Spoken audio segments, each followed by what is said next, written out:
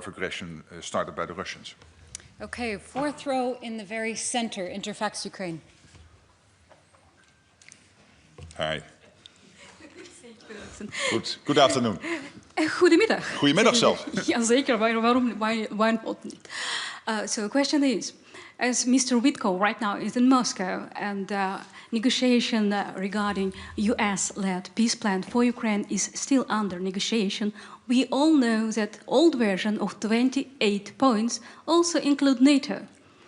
Like Ukraine has to give up his ambition to become a member of NATO and so on, so on. You know what I'm talking about. In her speech, President Ursula von der Leyen already said nothing about NATO without NATO. So I would like to know what is your opinion on this. Do you foresee that NATO will step up in this negotiation and when? Thank you. Well, when it comes to the NATO elements, obviously, when it comes to the NATO elements of a deal to end the war against Ukraine, that will be dealt with separately, and that obviously will include NATO. And when it comes to your general comment, I think it is very good that the US has putting forward proposals. You need to start somewhere. You need to have proposals on the table. As you know, both in Geneva and 2 days ago in Miami, talks have been taking place with the Ukrainian side. Indeed, talks today with the Russian side. So we follow that closely, and I think it's really important that the US is leading these efforts, making sure that we do whatever we can to end this terrible war. All right, coming over here, fourth row on the end, R&D. Thank you very much. Here I am, over there. Hi. Sven Christian Schulz with German newspaper network R&D. Kremlin spokesman Dmitry Peskov announced that Russia wants to use the peace negotiations to achieve its goal in the war against Ukraine. So do you want to see Russia, instead of Ukraine, making significant concessions instead of demanding the maximum here? Well, obviously we want the war to end, but with a sovereign Ukraine and a situation where Russia will never ever try again to attack Ukraine. That's key. The talks are now underway. I've stopped years ago to comment on Lavrov, on Putin, or on Peskov. I've met them all in the past as Prime Minister of the Netherlands, and I can assure you, let them talk and not always react. All right, and just next to him, AFP. Yes, thank you. Martin Anton for AFP. Coming back to the NATO membership of Ukraine, which was Ukraine not being a member of NATO was part of the original US plan, as far as we know. And even though it's not in the latest proposal, does the Ukrainian NATO membership remain a bargaining chip in the negotiations with Russia? And is the absence of US Secretary of State Rubio tomorrow a sign for the relevance of NATO in this process? Well, starting with your second question, Marco Rubio is very much involved, of course, in all of this when it comes to ending the war in Ukraine. You've seen him chairing the meetings in Geneva and in Miami. I've been, and the teams are in constant contact. I personally am in constant contact with him. So he's working extremely hard, having to take care not only of the situation in Ukraine, but of course many other issues which are on his plate. So I totally accept him not being able to be here tomorrow, and I would not read anything in it. We will have Deputy Secretary Chris Lendau here. I'm very happy he is here. So I think that's all covered. When it comes to your question on the 28-point plan, I mean, we have moved on. The 28-point plan was this original plan. I think all these negotiations always start with an initial draft. Otherwise, you cannot start the process. But we have moved on. We have had, as I said, and you know, Geneva. We have had the meeting in Miami. And of course, today talks taking place in Russia. This specific question on membership of NATO for Ukraine, I think it's important to maybe separate the principle from the practical. The practical situation is, as you know, that there is consensus required by all allies for Ukraine to join NATO. And right now, as you know, there is no consensus on Ukraine joining NATO. When it comes to the principle, that's the Washington Treaty in 1949. And that Washington Treaty still stands, and also what we decided in the Washington Summit in 2024. Okay, we'll go to just behind the riser, first row. Thomas Kutschka with Frankfurter Allgemeine Zeitung. Good afternoon. Good afternoon. We've seen a number of attacks recently, hybrid attacks, that have been directly attributed to Russia, including the incident in Poland. How do you think NATO should respond to this? How can NATO deter Russia from future attacks like this on NATO soil? And do you agree with what the chairman of the military committee just said, that NATO nations need to become more aggressive in countering these hybrid activities, so basically hitting back? Well, first of all, let's agree that NATO was founded as a defensive alliance, and of course that is not going to change. But having said that, we should at the same time have no doubt that we can and will ensure our security, whether the threats we face are conventional or these threats are hybrid. And that's one of the reasons why the leaders, when we came together in The Hague, agreed on a revised hybrid strategy. Because we know this is the reality of today. Hybrid and cyber, they are the realities of today, and we have to confront them. Of course, we cannot always tell you exactly what we do, but you know the strategy, and we will keep continuing, making sure that we are safe. Okay, we'll come over here. Second row, Politico. Hi.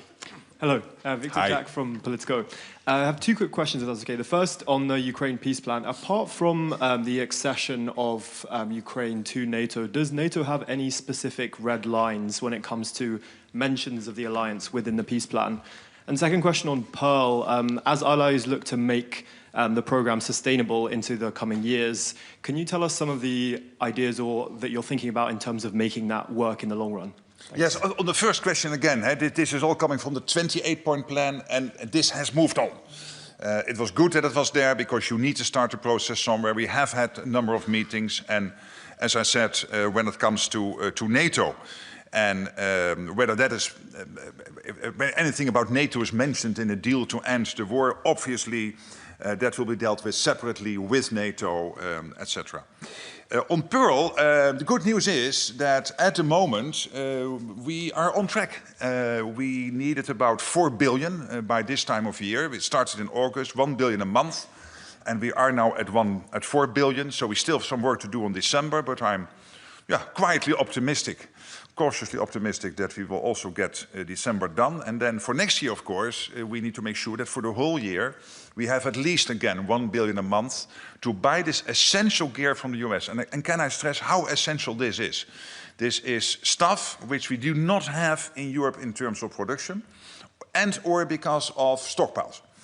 And this includes offensive, but also defensive elements in the packages. And one of the things we will be discussing tomorrow with the foreign ministers are how to take this forward. So I put forward some proposals to make sure that where this year it was cap in hand, and I don't mind going cap in hand, and happily do that for Ukraine. And so many allies have now contributed. We have seen recent announcements by countries like Norway, the Netherlands, and Canada, and others. I think we have now about 2/3 of the alliance participating in Pearl. But we need a little bit more this month, December, and we will get there, and then next year on a more secure footing, so that it costs me less time. But I'm not interested, not important here. If necessary, I will keep on going cap in hand. But we will discuss that tomorrow to get it on a more secure footing. Okay, and just next to him, the woman in the black jacket. Ksenia Polska from Deutsche Welle, Ukrainian and Russian. So going back to the membership of Ukraine, which Ukraine believes would be the best security guarantee for it. What other security guarantees could NATO provide to Ukraine? Or what other security guarantees could NATO be part of? What options are on the table now?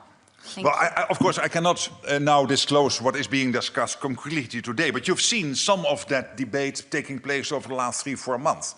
And one element of that discussion is the coalition of the willing, under the leadership of France and the United Kingdom, coming together to discuss how, post a long-term ceasefire, or even better, a total peace deal on Ukraine, how to make sure that Ukraine can be supported in a way that Russia will never attack again. So to not make again the mistake we did with the Minsk agreement, where basically Russia was willing to try again a couple of years later with the full onslaught unprovoked in 2022. You've also heard the Americans saying we want to participate in the security guarantees. I think that was a very important moment in August when that happened. And of course, those discussions are still taking place. We now have to bring the war to a point where it ends. And then, of course, we have to make sure that we hammer out all the details. But a lot of work has been done by the Europeans, also working closely together with the Americans to make sure that post the peace deal, we can have security guarantees in place for Ukraine so that they are as safe as possible. Of course, building on the Ukrainian armed forces as the first layer of defense for Ukraine itself. Okay, we'll finish the end of this row, and then I promise we'll come over here.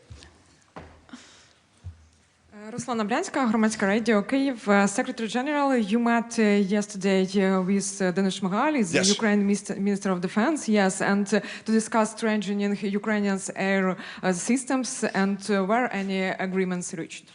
Yeah, so it was not that we had to reach agreements. It was basically taking stock of the situation. And indeed, air defense systems for Ukraine are, of course, always high on the agenda. The defense systems, but also the interceptors to be used in the systems, through the systems. And this is something which is also central to this Pearl initiative, next to all kinds of offensive stuff. This is an important part of it. There is a lot happening bilaterally, also between European nations and Ukraine, to make sure that Ukraine, and particularly the innocent civilians, but also the civilian infrastructure, is as much as possible protected against these totally crazy onslaughts by the Russians. And we have seen this weekend, again, a sort of, some people are saying again, a sort of record when it comes to missiles and drones hitting Ukraine, killing people. And our thoughts and prayers are, of course, with those families of the bereaved ones, but we want to make sure that we do everything possible. And this was high on the agenda, not to reach an agreement, but really to take stock of where we are and how we can even do more.